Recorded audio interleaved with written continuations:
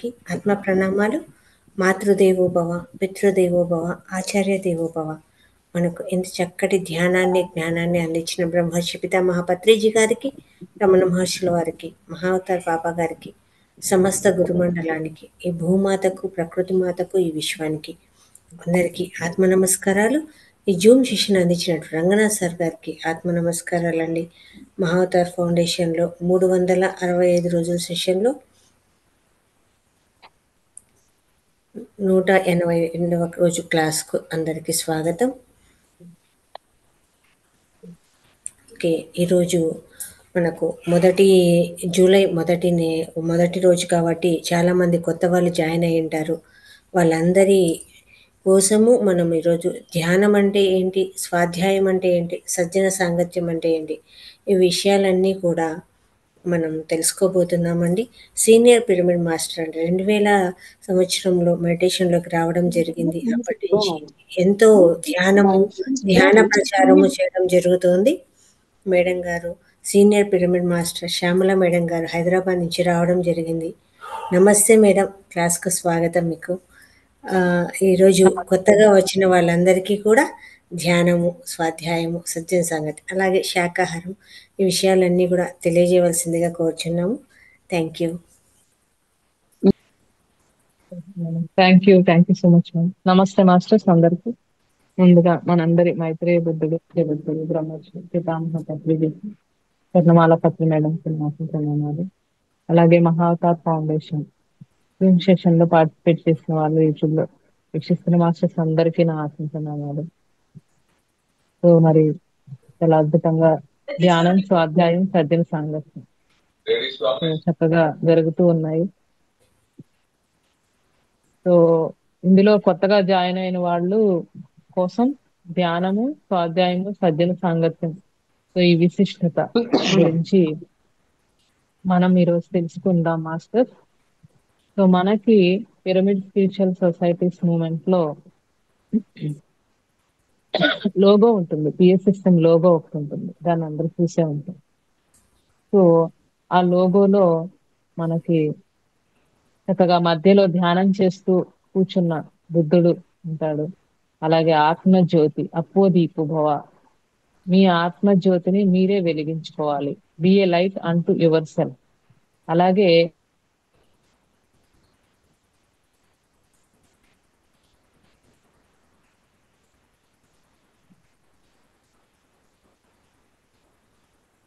So ECK అంటే energy, consciousness and wisdom. So మనము శక్తి, చైతన్యము, మరి చాలా డిస్టర్బెన్స్ ఉంది మాస్టర్స్, మ్యూట్ చేసేసుకోండి.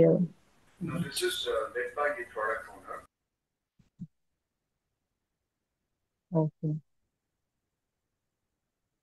సో మనము ఎందుకు అసలు వస్తాం? మానవుడు నిరంతరం కూడా జ్ఞాన సంపాదన చేయాలి మనం. మరి ఈ జ్ఞానం సేకరించుకోవడానికే మన శరీరం ఉంది. ఈ శరీరం అనేది ఒక పరికరం మనం జ్ఞాన సంపాదన చేయడానికి. మరి ఈ దీపం ఉండగానే ఇల్లు చక్కబెట్టుకోవాలి అని చెప్తారు కదా. అంటే ఏంటంటే శరీరం ఉన్నప్పుడే మరి ఈ ఆత్మ చైతన్యం ఏదైతే మనం శరీరాన్ని తీసుకొని వచ్చామో అది ఉండగానే మనము మన ఆత్మ దీపాన్ని, ఆత్మ చైతన్యాన్ని, మన జ్ఞాన సంపాదన చేయాలి మాస్టర్. మరి ఈ ఒక్కసారి గనక ఈ ఆత్మ శరీరం నుంచి మనకి పర్మనెంట్ గా వెళ్ళిపోయింది అంటే మరి మనం చేయాల్సిన పనులన్నీ కూడా చేయకుండానే వెళ్ళిపోతాం. ఎందుకు వచ్చామో, ఏం చేస్తున్నామో, మరి ఏం చేద్దామని వచ్చామో, ఏం చేయకుండా వెళ్ళిపోతున్నామో అంతా కూడా గజిబిజిగా ఉంటుంది ధ్యానం చేయనప్పుడు. సో దీపం ఉండగానే మనం ఇల్లు చక్కబెట్టుకోవాలి. అంటే ఏంటంటే ఈ ఎనర్జీ, చైతన్యము, మరి ఏదైతే మనకు చెప్తున్నారు విజ్డమ్, జ్ఞానము, ఈ మూడిటి సముదాయమే మనము. సో ఆ విషయాన్ని మనము ధ్యానం ఎప్పుడైతే చేస్తామో చక్కగా మనకి తెలుస్తుంది అనమాట. అలాగే మరి ఈ అజ్ఞానం నుంచి జ్ఞానం వైపుకి మరి మనము ఆ ధ్యాన సాధన ద్వారా అడిగటం జరుగుతుంది. మరి ఇక్కడ ధ్యానం అంటే ఏంటని చెప్తున్నారు అంటే ధ్యానం నిర్విషయం మనహ అంటారు. అంటే ఏంటంటే మన మనసు ఎప్పుడు కూడా చిత్తవృత్తులతో అటు గజిబిజిగా గందరగోళంగా ఉంటూ ఉంటుంది. ఈ ధ్యానంలో మనం ఎప్పుడైతే కూర్చున్నామో మనసు శాంతిస్తుంది అనమాట. సో బుద్ధుడి దగ్గరికి ఒక ఆగంతకుడు వస్తాడు. వచ్చి ధ్యానం ధ్యానం అని చెప్తున్నారు స్వామి, అసలు ధ్యానం అంటే ఏంటి అని అడుగుతారు. అంటే బుద్ధుడు ఏం చెప్తాడంటే, ఏమీ లేదు నాయన, నువ్వు తినేటప్పుడు తిను, నడిచేటప్పుడు నడువు అని చెప్తాడు. సో అతనికి అర్థం అవదు, అదేంటి తినేటప్పుడు తింటూనే ఉంటాం కదా, నడిచేటప్పుడు కూడా నడుస్తూనే ఉంటాం కదా, ఇదేంటి ఈయన ఇలా చెబుతున్నారు, తినేటప్పుడు నడవం కదా, తినేటప్పుడు తింటూ ఎందుకు అలా చెప్తారో అర్థం అవదు. అతన్ని అడిగితే పక్కనున్న శిష్యుణ్ణి, ఏం లేదు, నువ్వు తినేటప్పుడు తినటంతో పాటు నీ మనసులో చాలా ఆలోచనలు వస్తూ ఉంటాయి. ఓన్లీ తినవు నువ్వు, దాన్ని చక్కగా ఆస్వాదించడము, తినేటప్పుడు 100% దాంట్లోనే ఉండవు. చాలా రకాల ఆలోచనలు, మనసంతా గందరగోళంలో, మరి ఎప్పుడైతే వర్తమానంలో ఉండం మనం, జరిగిపోయిన దాని గురించో జరగబోయే దాని గురించో ఎప్పుడు కూడా మనసు చిత్త వృత్తులతోటి ఎప్పుడు కూడా మరి గజిబిజి గందరగోళంగా ఉంటుంది. అలాగే నడిచేటప్పుడు నడుస్తున్నావా అంటే, నడిచేటప్పుడు కూడా మనం ఆ నడవటంతో పాటుగా ఆ ఆలోచనలు, ఎన్నో ఆలోచనలు మనం మనసులో చేస్తూనే ఉంటాం. సంకల్ప వికల్పాలతోటి కూడి ఉంటుంది మనసు ఎప్పుడు కూడా. సో ఆ గందరగోళము, మనం ఎప్పుడైతే దాని నుంచి బయటపడాలి. బుద్ధుడు చెప్పింది ఏంటంటే, తినేటప్పుడు తిను, నడిచేటప్పుడు నడువు అని చెప్పింది ఏంటంటే, ఆఫీస్ లో ఉండగా మనం ఇంటి గురించి ఆలోచిస్తే అక్కడ వర్క్ చేయలేం. అలాగే మరి ఇంట్లో ఉండి మరి ఆ వేరే విషయాల గురించి ఆలోచిస్తే ఇంట్లో ఉండలేం. సో అట్లా మనం ఎక్కడ ఉన్నప్పుడు అక్కడ వర్తమానంలో చక్కగా మనసు గందరగోళం నుంచి బయటపడి మరి చక్కగా మన శక్తిని వినియోగం చేసుకోగలుగుతాం 100% ధ్యానం ద్వారా అన్నమాట. సో అంతే, ధ్యానం నిర్విషయం మనహ అంటే ఏంటంటే, అలాగే యోగ చిత్త వృత్తి నిరోధ అని చెప్తారు. అంటే మన ఈ చిత్త వృత్తులు ఇందాక అనుకున్నాం కదా, చిత్త వృత్తులు అంటే ఏంటంటే, మనం ఎప్పుడు ప్రజెంట్ లో ఉండం. ఇప్పుడు వింటున్నామా, ఈ వినడమే కాదు, ఇంకా లోపల మనసులో ఏదోదో చేస్తూ ఉంటాం, వేరే పనులు చేసుకుంటూ వింటూ ఉంటాము, లేకపోతే మనం ఫ్యూచర్ గురించి ఆలోచిస్తూ వింటూ ఉంటాము. ఆ వినడం కూడా 100% ఇక్కడ కూర్చొని మనం ఒక పెన్ను, ఒక పేపర్ పెట్టుకొని రాసుకోవడం, దాని మీదే కాన్సన్ట్రేట్ చేసి విన్నప్పుడు వేరుగా ఉంటుంది. అలా కాకుండా మనం వేరే వేరే ఆలోచనలతోటి ఉంటూ వేరే పనులు చేసుకుంటూ చేస్తే వేరేగా ఉంటుంది మాస్టర్. అట్లాగే ధ్యానంలో కూర్చున్నప్పుడు కూడా మరి మన మనసు పరిపరి విధాల పోతూ ఉంటుంది. మరి అది ఆ చంచలంగా ఉంటూ ఉంటుంది అనమాట. అందుకని మనకి ఆనాపానసతి ధ్యాన విధానాన్ని మరి గౌతమ బుద్ధుడు అందించిన ధ్యాన విధానం మనకి పత్రిజీ మళ్ళీ కూడా వెలుగులోకి తీసుకుని వచ్చారనమాట. సో ఈ ఆనాపానసతి అంటే ఏంటంటే, ఆనా అంటే ఉచ్ఛ్వాసము, మరి ఆపాన అంటే నిశ్వాసం, దానితోటి మనము కలిసి ఉంటాం. సో ఈ ధ్యానం అంటే ఏంటంటే, మనం కూర్చొని మన ఉచ్ఛ్వాస నిశ్వాసాలను ఎప్పుడైతే గమనిస్తూ గమనిస్తూ కూర్చుంటామో, ఏ సంకల్ప వికల్పాలు లేకుండా, అది కరెక్ట్ ధ్యాన విధానం అవుతుంది అనమాట. శ్వాస మీద ధ్యాస ఎందుకు పెట్టాలి? మరి మాట్లాడుతూ ఉంటే ధ్యానం అవదు. మనం నోరు మరి చక్కగా కళ్ళు రెండు మూసేసుకుంటాము. మరి నోటితో మాట్లాడడం ఏమి కూడా, ఎందుకంటే కళ్ళ ద్వారా మనకి చూడటం ద్వారా ఏంటంటే విషయాలన్నీ కూడా మనసులోకి, మైండ్ లోకి చేరుతూ ఉంటాయి అన్నమాట. ఇంకా చిత్తవృత్తులు ఇంకా ఎక్కువ ఎక్కువ అవడానికి మనకు ఆస్కారం ఇస్తాం. అందుకని ఎప్పుడైతే మరి 80% ఆఫ్ ఎనర్జీ మనకి కళ్ళలోంచి పోతూ ఉంటుంది, ఎప్పుడైతే కళ్ళు రెండు మూసేసుకున్నామో మనకు విషయ ప్రపంచం, బాహ్య ప్రపంచం నుంచి మనం చక్కగా అంతర్ ప్రపంచంలోకి మనతో మనం కనెక్ట్ అవ్వడానికి మనకి అవకాశం ఉంటుంది అనమాట. సో అట్లా కళ్ళు రెండు మూసేసుకుంటాము, నోటితోటి ఏమీ మాట్లాడం. సో నోటితో మాట్లాడితే ఏమవుతుంది అంటే, అది కూడా శక్తిని పోతూ ఉంటుంది. మనం మాట్లాడడం వల్ల చాలా శక్తిని పోగొడుతూ ఉంటాం. మనకి ఫిజిక్స్ లో అంటూ ఉంటారు కదా, ఏ పని చేయడానికైనా మనం శక్తి వెచ్చించాలని చెప్పి.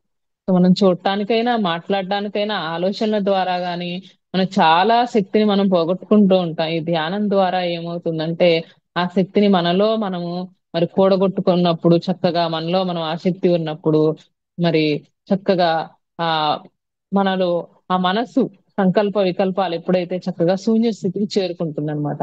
అలాగే మనం ఓం, హ్రీం ఇట్లాంటివి ఏమన్నా అన్నా, జపాలు లాంటివి చేసినా కూడా మన శక్తిని అక్కడ, అంటే ఏంటంటే మనసుని మనము దాన్ని ఓం అనాలి, హ్రీం అని ఏదైనా అనాలి అన్నప్పుడు మనం ఉపయోగించాల్సి వస్తుంది ఆ మనసుని కూడా. సో కొంత శక్తిని మనం పోగొట్టుకుంటాం అనమాట. అందుకని మనం ఏ మాట పలకకుండా మరి చక్కగా ఒకానొక మన యొక్క శ్వాసక్రియని మాత్రమే, సహజంగా జరుగుతున్న శ్వాసక్రియని మనం గమనిస్తూ కూర్చోవాలి.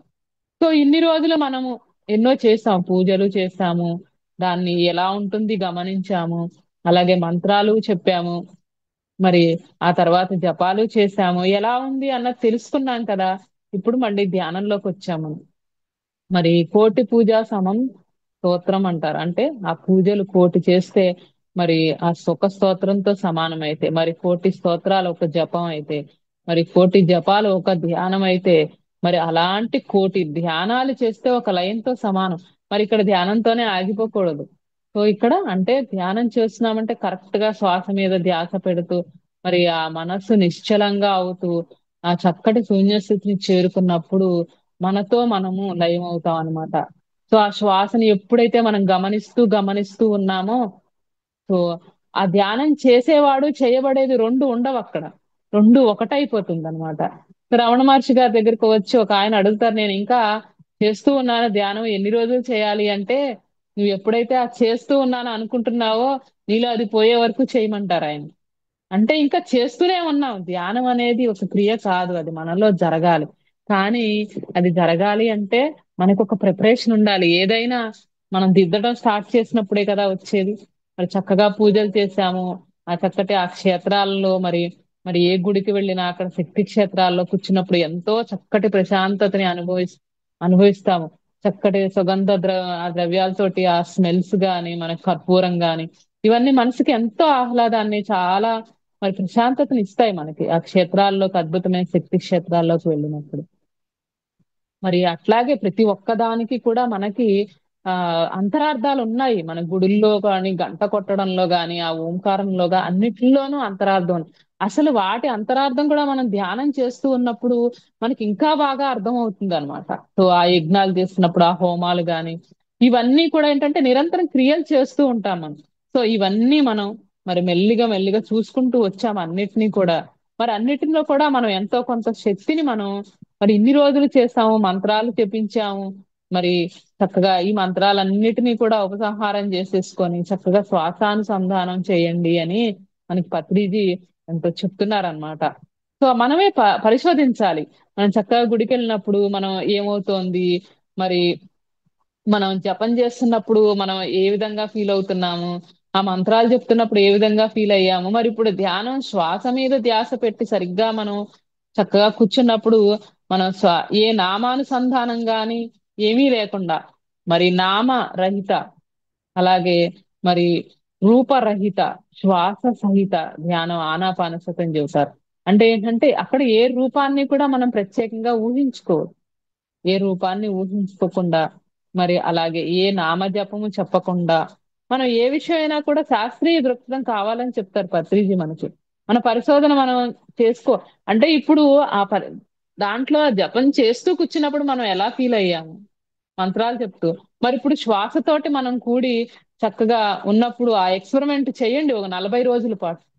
మరి ఈ 40 రోజులు ఒక మండల దీక్షలాగా చేసుకొని మరి చక్కగా ఆ 2 పూట్ల కూడా గంట గంట ఎవరి వయసు ఎంత ఉందో అంత మినిమం తో స్టార్ట్ చేసి మీరు ఆ ధ్యాన శక్తి దానిలో ఉన్న ఆనందాన్ని మీరు అనుభవించినప్పుడు ఇంకా ఆ ధ్యానాన్ని మనం వదలం అనమాట. ఈ 40 రోజుల ధ్యాన సాధనలో మనం కూర్చున్నప్పుడు స్టార్టింగ్ లో ఎన్నో ఆలోచనలు రావచ్చు. కానీ ఏది వస్తున్నా మనం శ్వాసని గమనిస్తూ ఎప్పుడు అయితే శ్వాస గమనిక అనేది ఒకటి ఉంది చూడండి. ఆలోచనలు వస్తున్నా గానీ మళ్ళీ తిరిగి మన శ్వాసని గమనించండి అని చెప్తారు. అంటే మనకి చక్కగా ఆ మనసుతోటి పరిగెత్తము, ఆలోచనలతోటి అయ్యో నాకు ఇలా వస్తున్నాయే, నేను కోపంగా ఉన్నానే, నాకు ఇవన్నీ ఉన్నాయి, ద్వేషము, అసూయ, ఈర్ష్య, అన్నిటి పట్ల మనకి సాక్షిభావం అనేది చక్కగా అలవడుతుంది అనమాట. ఈ శ్వాస మహా సాధన, సాక్షి తత్వము, అవేర్నెస్, ఎరుకతో ఉండడము అనేది మనం ఎప్పుడైతే బేసిక్ స్టెప్ ఇక్కడ స్టార్ట్ చేసామో మన లైఫ్ అంతా కూడా ఆ సాక్షి తత్వము, అవేర్నెస్ అనేది రావడానికి ఇది ఒక స్టెప్పింగ్ స్టోన్ అన్నమాట మనకి. ఈ శ్వాసలో మనం గమనికతో ఎరుకతో ఉంటూ మళ్ళీ ఆలోచనలు వస్తూ ఉంటాయి, మళ్ళీ తిరిగి శ్వాసని గమనిస్తాము, మళ్ళీ మనసు ఆలోచనలోకి వెళ్తూ ఉంటుంది. ఇవి ఎలా ఉంటుందంటే స్టార్టింగ్ లో మనం కూర్చున్నప్పుడు ఆ ట్రాఫిక్ లో మనం పొద్దునపూట్ల వెళ్తున్నప్పుడు ఎంత ట్రాఫిక్ ఉంటుంది, విపరీతమైన ట్రాఫిక్ ఉంటుంది. సో అదే ఆ స్టార్టింగ్ చేసినప్పుడు మన శ్వాసని గమనిస్తూ ఉన్నప్పుడు మనకి శ్వాస ఎప్పుడైతే గందరగోళంగా ఉందో మన ఆలోచన విధానము గందరగోళంగా ఉంటుంది. మరి శ్వాసని మనం ఎరుకతోటి గమనిస్తూ ఉన్నప్పుడు ఏమవుతుందంటే మనసు నెమ్మది నెమ్మది నెమ్మది నిదానంగా ఆలోచనల మధ్య గ్యాప్ పెరుగుతుంది. కూర్చున్నప్పుడు 100 ఆలోచనలు వచ్చినప్పుడు మనం సాధన మెల్లిమెల్లిగా మెల్లిమెల్లిగా రోజు ఒక ఎంతసేపు 20 నిమిషాలు కూర్చోగలిగితే స్టార్టింగ్ లో 20 నిమిషాలు కూర్చోండి. నెమ్మది నెమ్మదిగా ఒక 10 నిమిషాలు 5 నిమిషాలు చొప్పున పెంచుకుంటూ చక్కగా మన సాధన చేస్తున్నప్పుడు ఏమవుతుందంటే ఈ ఆలోచనల మధ్య మనకి గ్యాప్ పెరుగుతూ ఉంటుంది. అది గమనిస్తే మన శ్వాస మధ్య కూడా మనకి ఒక శ్వాసకి ఇంకొక శ్వాసకి మధ్య కూడా మనకి చక్కగా గ్యాప్ పెరుగుతుంది. మనం వడివడిగా విడివిడి ఆలోచనలు చేస్తున్నప్పుడు శ్వాస గమనం కూడా మనం ఇక్కడ ఛాతీ నుంచి తీసుకుంటాము ఉద్రేకంలో ఉన్నప్పుడు కానీ ఆలోచనలు ఎక్కువ ఉన్నప్పుడు శ్వాస చాలా ఫాస్ట్ గా తీసుకుంటూ ఉంటాం. గతి చాలా ఫాస్ట్ గా ఉంటుంది అనమాట. మళ్ళీ దాన్ని మనం ఎప్పుడైతే చక్కగా ఎరుకతోటి ఆ శ్వాసతో గమనిస్తూ ఉన్నామో మెల్లిమెల్లిగా మెల్లిమెల్లిగా ఆలోచనలు తగ్గుతూ మనలో ఉన్న మరి గతాన్ని గురించో ఫ్యూచర్ గురించి ఆలోచనలు అన్ని కూడా మెల్లిమెల్లిగా తగ్గుతాయి. ఆ శ్వాసల మధ్య గ్యాప్ పెరుగుతూ ఉంటుంది. ఉచ్ఛ్వాసం ఒకటి తీసుకుంటాము, గాలి తీసుకుని వదులుతాము, మళ్ళీ ఆలోచనలు వస్తుంటే లేదేదో ఆలోచన కాదు నేను శ్వాసను గమనించాలని కూర్చుంటాం. అప్పుడు ఏమవుతుందంటే ఆ గమనికలో మనకి మన ఆలోచనలు వస్తున్నాయన్న విషయం మర్చిపోతాం, శ్వాసని గమనిస్తున్నాం అన్న విషయం కూడా మర్చిపోతాం ఒక సందర్భంలో. సో అట్లా మన ఆలోచనల మధ్య గ్యాప్ వస్తుంది. ఒక ఆలోచనకి ఇంకో ఆలోచన మధ్య కూర్చున్నప్పుడు 100 ఆలోచనలు వస్తే మధ్య మధ్యలో మరి ఒక 10 ఆలోచనలు అలా మరి శ్వాస ఎప్పుడైతే ఆ వేగం కూడా తగ్గిపోతూ మరి క్రమంగా చక్కగా ఆ శ్వాస ఏమవుతుందంటే భ్రూమధ్యంలో స్థితం అవుతుంది అనమాట. ఆ భ్రూమధ్యంలో స్థితమైనప్పుడు మన ఆలోచన రహిత స్థితిలో మనం చక్కటి దివ్య అనుభవాలు కూడా పొందడం జరుగుతుంది కొంతమంది. సో ఆ అనుభవాలు పొంది మనము ఎప్పుడైతే ఆ దివ్య అనుభవాలు మెల్లిమెల్లిగా అవి కూడా ఒక ఒకానొక స్టేట్ లో రంగులు కనిపించడం ఇట్లా మొదలయ్యి మెల్లిమెల్లిగా మనకి అన్ని కూడా రకరకాల దర్శనాలు అవి కూడా జరగచ్చు జరగకపోవచ్చు. కానీ అన్నిటినీ మనం సాక్షిగానే చూస్తూ కూర్చుంటాం. శ్వాసని ఏ విధంగా అయితే చూస్తున్నామో అన్నిటినీ కూడా ఇది చాలా గొప్ప అని గాని తక్కువ అని గాని ఏదీ లేదు అక్కడ. సో మనం వెళ్ళి సినిమా ఇప్పుడు గమనించడం అంటే ఏంటి, మనం చక్కగా అక్కడ సినిమా హాల్లో కూర్చొని మనం ఏ విధంగా అయితే తెర మీద ఆడుతున్న సినిమాని ఎలా అయితే చూస్తూ ఎంజాయ్ చేస్తూ ఉంటామో ఒక సాక్షిగా గమనించడం అంటే ఏంటంటే ఇక్కడ సాక్షిగా గమనిస్తాం, దానిలో లీనం అయిపోం, మనం తాదాత్మ్యం చెందం. సో అట్లాగే మన ఆలోచనల పట్ల మన జీవితంలో ఉన్న ఆ సందర్భాల్లో రకరకాలు ఆ డ్యూయల్టీస్ ఏవైతే ఉన్నాయో సుఖ దుఃఖాలు మరి వీటన్నిటిలో కూడా మనకి రాగద్వేషాలు ఎన్నో డ్యూయల్టీస్ ఉంటాయి. ఒకటి సుఖం కావాలనిపిస్తుంది, దుఃఖం ఉండద్దు అనిపిస్తుంది. మరి జీవితం అంటే రెండు కలిపే ఉంటాయి కదా మనకి. సో ఆ మిక్స్డ్ ఫీలింగ్స్ అన్నమాట, అన్ని కలిసే ఉంటుంది జీవితం అన్నాక. ఒకటి కావాలి ఇంకోటి వద్దు అంటానికి మనకు కుదరదు. సో అన్నిటినీ కూడా మనం సాక్షి తత్వంలో ఉండి చూడగలిగే స్థితి అనేది మనకి శ్వాస మరి ఆ మహా అనుసంధానం ద్వారా మనకి చక్కగా వస్తుంది అనమాట. సో ఇది కూడా ఒక ఎక్స్పెరిమెంట్ లాగా మనం చేసుకోవాలి. రామ రామ రామ అంటూ కూర్చుని మనం చేసిన దానికి అలాగే శ్వాసను గమనిస్తూ కూర్చున్న దానికి కూడా చాలా తేడా ఉంటుంది మాస్టర్స్. అది సో ఏది బాగుండలేదు ఏది బాగుంది అన్నది కూడా మరి మనకే తెలుస్తుంది మనది చక్కగా. సో మరి ఎవరికి వాళ్ళే ఏ విషయాన్నైనా మరి చక్కగా శాస్త్రీయ అవగాహన తోటి సైంటిఫిక్ గా మనం దాని నుంచి ఒక క్లారిటీని పొందినప్పుడు ఇది ఎందుకు చెప్పారు అన్న చక్కటి అవగాహన అనేది మనకు వచ్చినప్పుడు ఇంకా రెండో దానిపైకి ధ్యాస వెళ్ళదు. ఇదైతే బాగుంటుందేమో అదైతే బాగుంటుందేమో మరి ఆ సంకల్పాలు ఇవన్నీ కూడా ఏంటంటే మనకి ఒక క్లారిటీ లేకనే. సో మెల్లిమెల్లిగా అన్ని మనం తెలుసుకుంటాం, తొందర ఏం లేదు, మెల్లిగా తెలుసుకుంటాం. ఆధ్యాత్మికతలో తొందర ఏమీ లేదనమాట. అలాగే చక్కటి సంగీతాన్ని మనకి ధ్యాన మహాయజ్ఞాల్లో వినిపిస్తూ మరి సంగీత ధ్యానం చేయిస్తారు కదా. మరి సంగీతం ఎందుకు పెడతారు అంటే ధ్యానం అన్నిటికంటే సర్వోత్తమం చక్కగా మనకి తెలుసు. నెక్స్ట్ బెస్ట్ థింగ్ ఏదంటే మ్యూజిక్ అన్నమాట. మరి మనకి ఎప్పుడు విషయ ప్రపంచం నుంచి మనకి చక్కగా సంగీతం విన్నప్పుడు మనసుకి ఎంతో ప్రశాంతంగా మనం చక్కగా ఈ విషయ ప్రపంచం ఏదైతే ఉందో దీని నుంచి దాని సంగీత ప్రపంచంలోకి ఈజీగా వెళ్ళిపోతాం. సో మరి ధ్యాన ప్రపంచంలోకి వెళ్ళాలంటే త్రూ సంగీత ప్రపంచంలో నుంచి మనం ధ్యాన ప్రపంచంలోనికి చాలా ఈజీగా వెళ్ళగలుగుతాం. అది కూడా మరి ఆ సంగీతం అనేది కూడా చక్కగా సూదింగ్ గా ఉన్న రాగాస్ పెట్టుకొని ఫ్లూట్ గాని సితార్ గాని మరి అట్లాంటివి పెట్టుకొని ఎక్కువ వాద్యాలతో కాకుండా చక్కగా సూదింగ్ గా ఉన్న వాటిని కనుక మనం పెట్టుకుంటే అది కూడా మరి పాటలు అంటే స్తోత్రం చేస్తూ అట్లా ఉన్న పేరుతో ఉన్నాయి మామూలుగా నామాలతోటి ఆ పేర్లతోటి ఉన్న వాటిని మనం మామూలప్పుడు వినొచ్చు. కానీ ధ్యానంలోకి వెళ్తే ఏమవుతుందంటే మనం వింటూ ఉన్నప్పుడు దానిపైన ధ్యాస వెళ్ళిపోతుంది ఆటోమేటిక్ గా. సో మళ్ళీ ఆ మాటల్ని వింటూ ఉన్నప్పుడు మనం దాని గురించి ఆలోచిస్తాము, తొందరగా డైవర్ట్ అయిపోతాం. అందుకని ఓన్లీ ఆ ఆ, ఓన్లీ వాద్య సంగీతానికే పరికరాలు, వాద్య సంగీతానికి, నాద ధ్యానానికి మనకి చక్కగా పత్రిజీ ప్రిఫర్ చేస్తారనమాట. సూదింగ్ గా ఉన్న చక్కటి సంగీతాన్ని పెట్టుకుంటే ఆ విషయ ప్రపంచంలో నుంచి తొందరగా ధ్యాన ప్రపంచంలోకి మనకు వెళ్ళడానికి చక్కటి అవకాశం కనుక సంగీతం పెట్టుకుని చక్కగా ధ్యానం చేసుకోండి రోజును కూడా, 41 రోజులు కూడాను. అలాగే మరి ధ్యానం చేసిన తర్వాత లేచినప్పుడు కళ్ళ మీదే మళ్ళీ పెట్టుకుని, చేతులు పెట్టుకొని చక్కగా కళ్ళని మరి చేతులను చూస్తూ కళ్ళను ఓపెన్ చేసుకోవాలి మెల్లిగా. ఒకేసారి ధన్మని కళ్ళను ఓపెన్ చేయకుండా. ఎందుకంటే మనం ధ్యానంలో ఉంటాం కదా, అర్ధ గంట సేపో 20 నిమిషాలు గంట సేపో, మనకేమవుతుందంటే చక్కగా అపారంగా విశ్వమయ ప్రాణశక్తి మనలోకి ప్రవహిస్తుంది అనమాట ఆ టైంలో. మామూలుగా మనం ప్రాణశక్తి వేరు, ఆక్సిజన్ వేరు. ఆక్సిజన్ మనం మామూలుగా బ్రీతింగ్ తీసుకుంటూ ఉంటాం. కానీ మనకు ప్రాణశక్తి ఎక్కడొస్తుందంటే నిద్రలో వస్తూ ఉంటుంది మామూలుగా. డీప్ నిద్రపోయినప్పుడు చూడండి, మనం లేచిన తర్వాత చాలా రిలాక్స్డ్ గా ఫీల్ అవుతాం కదా ప్రతి ఒక్కళ్ళం కూడా. మనందరికీ కూడా ప్రకృతి సహజంగా, ఆ ప్రకృతి ఇచ్చిన వరం ఏంటంటే మనిషికి నిద్ర. ఆ నిద్ర, చక్కటి నిద్ర, ఆ గాఢ స్థితిలో నిద్రపోయినప్పుడు ఎంతటి మనకి హాయిని పొందుతామో, పొద్దున్నే లేవగానే మళ్ళీ పనులన్నీ చేసుకోవడానికి వెళ్ళిపోతాం. మరి ఎంతో ఆనందాన్ని పొందుతాం ఆ నిద్ర ద్వారా. అది మనకి ప్రకృతి సహజంగా మనకి నేచర్ ఇచ్చింది నిద్ర. అది మనకి మనం ఇచ్చుకోవాల్సింది ఇక్కడ ధ్యానం అన్నమాట. ధ్యానంలో ప్రాణశక్తి మరి ప్రవహించేది నిద్ర కన్నా కూడా ఇంకో ఎన్నో రెట్లు ఎక్కువ ఉంటుంది. ఆ శూన్య స్థితిలో మనం ఎరుకతో ఉంటాం. నిద్రలోను చావులోను ఉన్నప్పుడు మనకి ఎరుక ఉండదు. సో మరణంలోను నిద్రలోను మనం ఎరుకతో ఉండము. కానీ ధ్యానంలో మనం ఎరుకతో ఉంటాం. శూన్య ఆలోచన రహిత స్థితిలో ఆలోచనలు తగ్గుతూ, ఆలోచన రహిత స్థితిలో శూన్య స్థితిలో ఉంటూ ఎరుకతో ఉంటాం. చుట్టుపక్కల మనకి ఏం జరుగుతుందో కూడా తెలుస్తుంది ఒకనొక శూన్య స్థితిలో. ఏ విధంగా అయితే ఒక కేంద్రంలో ఉంటే చుట్టూ ఏ విధంగా చూడగలుగుతారో, మన హృదయంలో, ఆ హృదయ స్థానంలో మనం ఉన్నప్పుడు ఆ ఎరుకని కోల్పోం. ప్రతిదీ కూడా అన్నీ మనకు అవగతం అవుతూనే ఉంటాయి.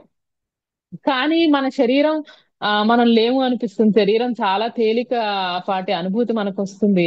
ఆ శరీరం లేదు, నేను లేను, కానీ నేను ఉన్నాను. ఎక్కడున్నాను, నేనంటే ఏంటి అన్నది అప్పుడు మనకి అంటే కేవలం నేను శరీరాన్నే కాదు, అంటే నేనంటే వేరే ఏదో ఉంది అన్నది మనకు అప్పుడు తెలుస్తుంది. నిద్రలో మనం కలలు వస్తాయి, కానీ మనము ఎరుకతోటి ఉండము. ఆ కలల్లో వేరే వేరే మనం చోటకు వెళ్తాము. మరి ఆ వెళ్ళిన చోట అది మనమే అంతా అనుభవిస్తున్న అనుభూతిని మనం కలిగిస్తుంది మనకి ఆ కళల్లో. అది వేరు కాదు, నేనే అంతా పొందాం, అమ్మో బాబోయ్ ఈ కళలో ఇది వచ్చిందా, ఇది నిజమే అనుకున్నానే అనుకుంటాను లేవగానే. అంటే ఏంటంటే అక్కడ ఆ కళలో మనమే ఉన్నాం అక్కడ కూడా. సో కానీ ధ్యానంలో ఏమవుతుందంటే అది మన ఎరుకతోటి మనం సూక్ష్మ శరీరం రిలీజ్ అవ్వడం, మనం ఆ ఎరుకతోటి ఆ ప్రదేశాలకు వెళ్ళడం, ఇవన్నీ కూడా మనకి ఎరుకతో జరుగుతుంది ధ్యానంలో. శ్వాస మీద ధ్యాస మరి ఈ ధ్యాన స్థితిలో మనకి. నిద్రలో ఆ ఎరుక అనేది మనకు ఉండదు. మనకి వెళ్తాము, ఏదో జరిగిపోతుంది, అనుభవిస్తాం, వచ్చేస్తాము అట్లా నిద్రలో. అలాగే మనకి మనకి మరణంలో కూడా ఎరుక అనేది మనకి ఉండదు. సో ఈ ధ్యానము అనేది మనకి మనం ఇచ్చుకునే వరం అన్నమాట. నిద్ర అనేది మనకి ప్రకృతి ఇచ్చిన వరం అయితే, మరి ధ్యానం మనకి మనం ఇచ్చుకోవాలి. సో మరి ఈ అరగంట మరి అపారమైన విస్మయ ప్రాణశక్తి మన శరీరం అంతా ప్రవహిస్తుంది కదా. సో ఆ చేతి వేళ్ళని ఇలా పెట్టుకుని మనం కూర్చున్నప్పుడు ఎక్కువగా ప్రాణశక్తి ఇక్కడ చేరుతుంది అనమాట. అందుకని మనం కూడా వెంటనే ఆ కళ్ళు రెండు మూసుకుని అంతసేపు ఉన్నప్పుడు సడన్ గా కళ్ళు తెరిచినా కానీ తలనొప్పి వస్తుంది. అలా కాకుండా వెలుగుని చూసినా ఇవి.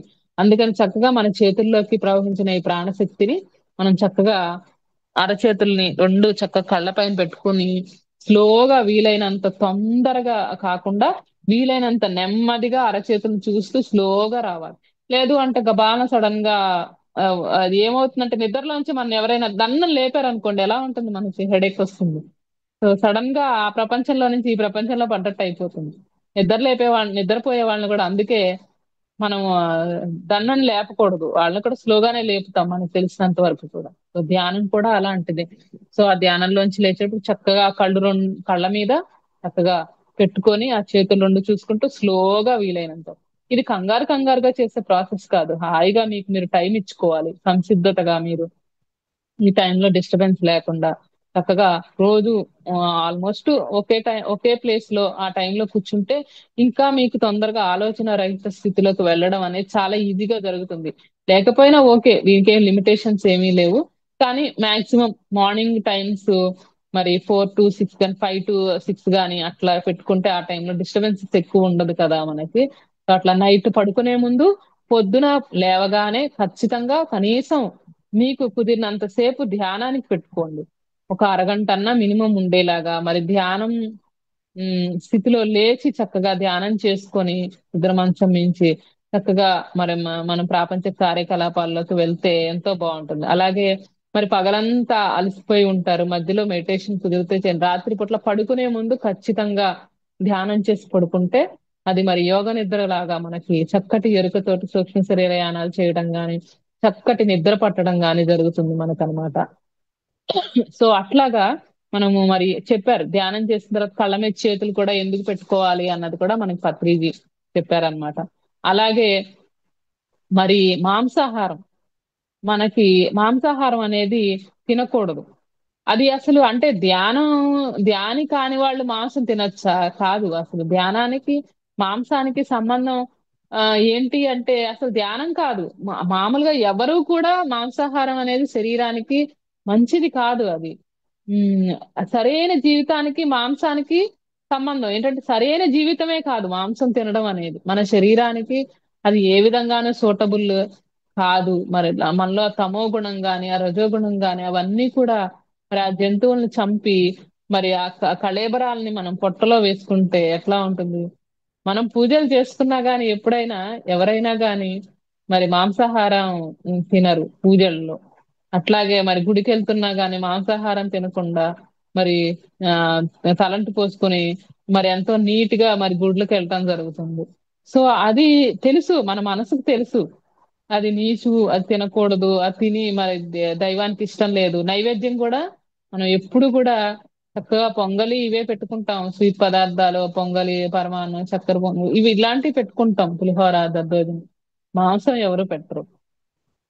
సో ఇంకో జంతువుని చంపి మనం మరి ఆ శరీరాన్ని మనం ఆ ప్రోటీన్లు ఏదో వస్తాయని అనుకుని ఒక అపోహలో మనం విషతుల్యం చేసుకుంటున్నాం అనమాట. సో అది మరి ఆ మనకి అది క్రూరంగా చేసిన చర్య కిందే అవుతుందండి. మనం ఏం తింటామో దానిగానే మనం తయారవుతాం.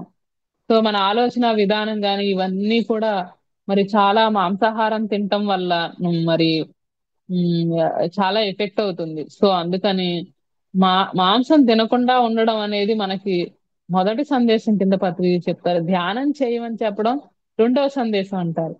సో ముందు శాకాహారిగా మారాలి ప్రతి ఒక్కళ్ళు కూడా. సో ఈ ధ్యానానికి మాంసానికి సంబంధం ఏంటి అంటే అసలు ధ్యానం ముందు చేసినా చేయకపోయినా ముందు మాంసాహారం మానేయండి అంటారు పత్రిక.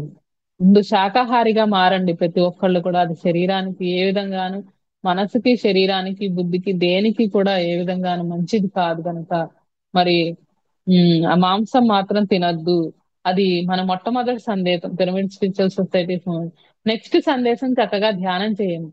ఎందుకంటే ముందు రాక్షస తత్వం నుంచి ముందు మనిషి తత్వంలోకి రావాలి మనం. మనం చూస్తాం కదా రాక్షసులు మనకు చూపించే సినిమాల్లో కూడా చూపిస్తారు, కోరలు ఇవన్నీ కొమ్ములు పెట్టుకొని వాళ్ళు ఆ రక్తం తి- తాగుతూ ఆ మాంసం తింటూ మనకి ఎక్కడైనా రాక్షస తత్వం చూపించాలంటే అదే చూపిస్తారు. సో ఇది రాక్షస తత్వం. ముందు ఆ రాక్షస తత్వం అయిన ఆ జన్మల నుంచి మరి మరి నరుడుగా మారాలి ఫస్ట్. మనుషులుగా మారాలి, మానవత్వంలోకి రావాలి. ఆ తర్వాత ధ్యానం చేసి మరి ఆ రాక్షసత్వంలోంచి మానవ సామ్రాజ్యంలోకి వచ్చి మానవ సామ్రాజ్యం నుంచి దైవ సామ్రాజ్యంలోకి మనం ప్రవేశించాలంటే చక్కగా ధ్యానం చేసుకుంటూ ఉంటే మనకి ఆ దైవ సామ్రాజ్యం తోటి కనెక్టివిటీ అనేది మనకు వస్తుంది మాస్టర్స్. సో మరి ఇది పత్రిజీ మనకు అందించిన సందేశం. మాంసాహారిగా మాత్రం ఉండొద్దు, అందరూ శాకాహారులుగా మరి మారాలి. తర్వాత అందరూ కూడా చక్కగా ధ్యానం చేసుకుంటూ మరి జీవితాన్ని ఎంతో మరి చక్కగా ఆనందంగా గడుపుకోవాలి. ప్రతి ఒక్కళ్ళు కూడా జీవితం వైభోగంగా గడుపుకోవాలి అని చెప్పేసి మనకి పత్రిజీ చెప్తారనమాట. అలాగే మనకి తపస్వాధ్యాయ ఈశ్వర ప్రణిధానైన క్రియాయోగ అని చెప్తారు. సో యోగం అంటే ఇక్కడ క్రియా యోగం అంటే ఏం చెప్తున్నారు? తప స్వాధ్యాయ ఈశ్వర ప్రణిధానైన క్రియా యోగ అని చెప్తున్నారు. అంటే ఏంటంటే తపస్సు. సో అక్కడ తపస్సు అంటే ఏంటంటే ఇది మనకి పతంజలి మహర్షి చెప్పిన యోగ సూత్రాల్లో ఉందన్నమాట. ఇది తపస్వాధ్యాయ ఈశ్వర ప్రణిధానైన క్రియా యోగ. తపహ అంటే మనకి తపస్సు అంటే తపింపజేసుకోవడం, అంటే శరీరానికి అవసరమైన వాటిని మాది మితిమీరి, మరి లగ్జరీస్ కాకుండా, మితిమీరి కాకుండా పరిమితంగా ఇవ్వడం. దాన్ని మనకి కోరికలకి అవసరాలకి తేడా తెలుసు కదా. మనకి కోరికలు వేరు, అవసరాలు వేరు. కోరికలు అనంతంగా ఉంటాయి. ఆ తీర్చే కొద్దీ అసలు ఆ తృష్ణ పెరుగుతూనే ఉంటాయి, అవి అనంతంగా ఉంటూనే ఉంటాయి. సో కోరికలు కాకుండా అవసరాలకి, మన శరీర అవసరాలకి ఏది కావాలో దాన్ని ఇస్తూ, మరి మితిమీరి కాకుండా ఆ కనీస అవసరాలను తీర్చుకుంటూ, మరి అది అలవాటు చేసుకోవాలి. తగినంత నిద్ర ఉండాలి, తగినంత ఆహారం, అంతా మంది మధ్య మార్గం ఇక్కడ మనం చెప్తుంది. అలా అని ఓ అతిగా ఉపవాసాలు వద్దు, అలా అని ఆ పూర్తిగా మనం తినడం కాకుండా చక్కగా తగినంత ఆహారం, యుక్త ఆహార విహారస్య యుక్త చేష్టస్య కర్మసు యుక్త స్వప్నావబోధస్య యోగో భవతి దుఃఖ. అంతా కూడా యుక్తంలో ఉండాలి.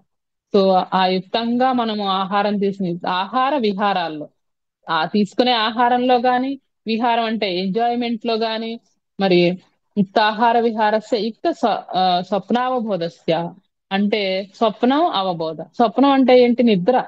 ఆ నిద్ర కూడా మధ్య మార్గంలో సరిపడా ఉండాలి. అలా అని పూర్తిగా మేలుకొని ఉండిపోయి మనం కాకుండా, నిద్ర లేకుండా ధ్యానం కాకుండా, మరి నిద్ర అతి నిద్ర కాకుండా యుక్తంగా ఉండాలి. యుక్త స్వప్న అవబోధ అంటే ఎన్లైటన్మెంట్ విషయంలో కూడా మరి అతిగా గంటలు గంటలు స్టార్టింగ్ లోనే అట్లా అతిగా ఏమీ చేయకుండా మనకి యుక్తంగా చేసుకుంటూ, మరి తర్వాత మనకి అనిపిస్తే మనం చేయాలి. వేరే వాళ్ళు చెప్పారు గనక రాత్రంతా కూర్చొని మనం, మన శరీరం సహకరించకపోయినా కష్టపెడుతూ కూర్చోవద్దు మాస్టర్ స్టార్టింగ్ లో ఎప్పుడు కూడా.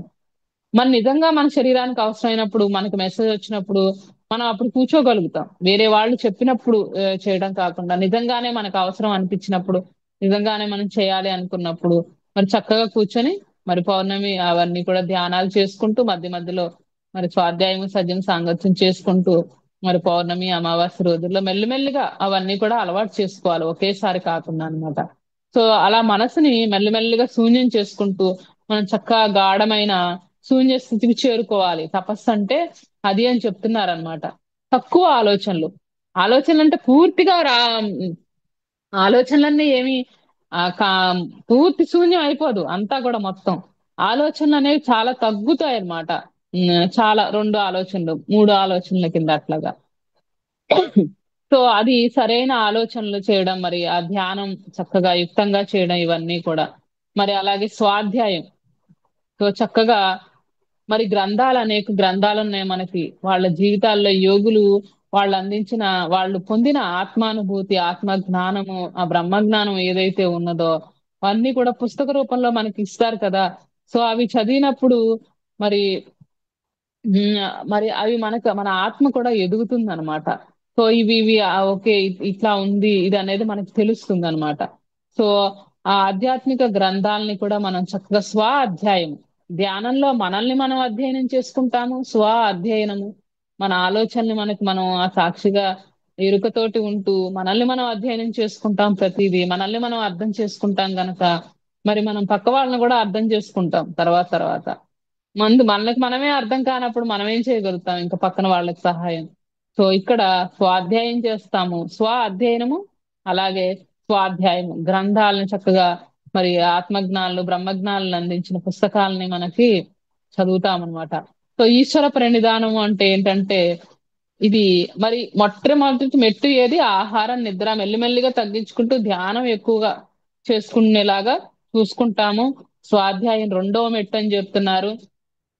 ఆ స్వాధ్యాయం కూడా మనం చేస్తూ ఉంటే సజ్జన సాంగత్యము, సత్యం తెలిసిన మనకి సీనియర్స్ ఎవరైతే అంతకుముందు మనకంటే ధ్యానంలోకి వచ్చిన వాళ్ళు ఉంటారు కదా, ఎంతో కొంత అనుభవం వాళ్ళకి, ఇది ఇలా వచ్చింది, అలా ఇలా జరిగింది అని చెప్తే వాళ్ళు కొంచెం ముందు ఉన్నారు కనుక ఏదన్నా సొల్యూషన్ ఉంటే చెప్పగలుగుతారు. మీకు ఏదైనా సహాయం చేయమంటే చేయాలంటే చేయగలుగుతారు అనమాట.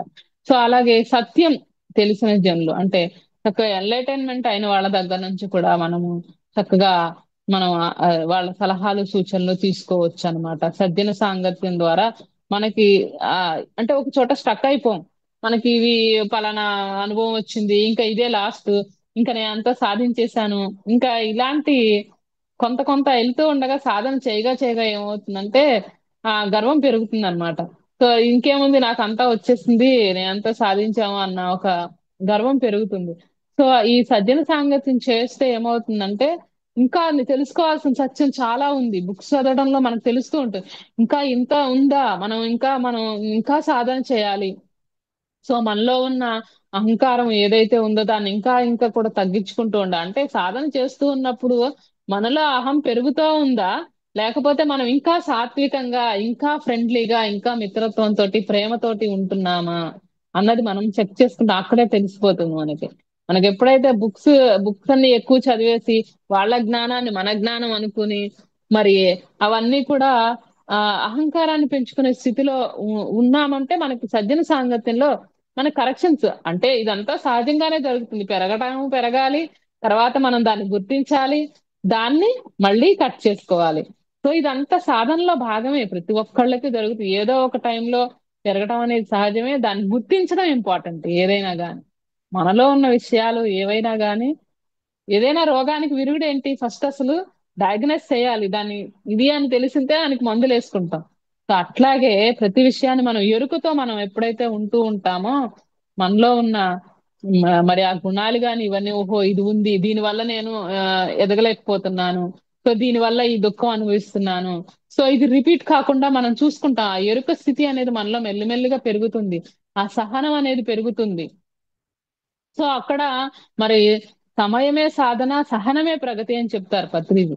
ఆ సమయాన్ని చక్కగా ధ్యానానికి వెచ్చించుకుంటూ మరి ఆ ఊరికే ఉట్టి కబుర్లు చెప్పుకుంటూ అక్కర్లేని విషయాల్లో మనము ఆ ఇంటర్ఫియర్ అవుతూ ఇట్లా కాకుండా, శక్తిని వృధా చేసుకోకుండా మనకి ఎప్పుడు సమయం దొరికితే అప్పుడు చక్కగా మనం ధ్యానం చేసుకుంటాం. ధ్యానంలోకి వచ్చిన కొన్ని రోజులకి మనకే అర్థమైపోతుంది, ఓ ఇది వేస్ట్ కదా, ఈ మాటలు వేస్ట్ కదా, దీని గురించి ఆలోచన వేస్ట్ కదా, ఈ సమయాన్ని నేను పుస్తకాన్ని చదువుకోవడానికో లేకపోతే సజ్జన సాంగత్యానికో ధ్యానానికో మనం యూజ్ చేసుకుంటాము అన్న ఎరుక అనేది కూడా మనకి మెల్లిమెల్లిగా బిల్డప్ అవుతుంది. సో మనకి సో అట్లాగా మరి చక్కగా సహనమే ప్రగతి. మరి కూర్చున్నప్పుడు మనకి మరి ఒళ్ళు నొప్పులు వస్తాయి, కాళ్ళు నొప్పులు, తలనొప్పి, ఇవన్నీ ఏమవుతుందంటే నాడీ మండల శుద్ధి జరిగేటప్పుడు మనలో మరి ఇవన్నీ కూడా శక్తి ప్రవాహం మనలోకి వెళ్తున్నప్పుడు నొప్పులు అనేవి వస్తాయి. అవి ధ్యానంలో ఉన్నంతసేపే ఉంటాయి మాస్టర్స్, తర్వాత మళ్ళీ ధ్యానంలోకి వచ్చిన తర్వాత మళ్ళీ ధ్యానంలోంచి బయటకు వచ్చాక మళ్ళీ నార్మల్ అయిపోతాయి. సో నాకు ఈ 40-30 రోజులు అయిపోయింది, ఏ ధ్యానానుభవం రాలేదు, ఆలోచనలన్నీ అలాగే వస్తున్నాయి, ఎందుకు దీని బదులు నేను హాయిగా దిండేసుకుని పడుకోవచ్చు కదా అన్న ఆలోచనలు కూడా వస్తాయి. సో అందుకని ఏం చేయాలంటే గ్రూప్ మెడిటేషన్ లో పార్టిసిపేట్ చేయండి. ఇండివిజువల్ గా చేసుకోండి, అలాగే గ్రూప్ మెడిటేషన్ ఎక్కడైతే జరుగుతుందో మరి అందులో మనం పార్టిసిపేట్ చేసినప్పుడు ఆ ఆ, బాగా ఎక్కువ విశ్వశక్తి వస్తుంది. ఆ విశ్వశక్తి వల్ల మనకి ఆలోచన రహిత స్థితి అనేది తొందరగా చేరుకుంటాము. మనకి ఆ రిజల్ట్ అనేది కూడా తొందరగా. అలాగే పౌర్ణమి మీకు ఫిజికల్ క్లాసెస్ జరిగినప్పుడు జూమ్ లో వచ్చినప్పుడు జూమ్, ఫిజికల్ క్లాసెస్ జరిగినప్పుడు అక్కడ ధ్యానంలో మీరు పార్టిసిపేట్ చేస్తున్నప్పుడు మన చక్కగా నాడీ మండల శుద్ధి అనేది జరుగుతుంది అనమాట. సో మనకి ఆ ఆ చక్కటి ఆ దేహం అనే దేవాలయంలో మన శ్వాస అనే గురువు దగ్గరే మనము కూర్చోవాలి. ఎట్లా కూర్చోవాలి? సహనంతో కూర్చోవాలి, సమయాన్ని వెచ్చించాలి.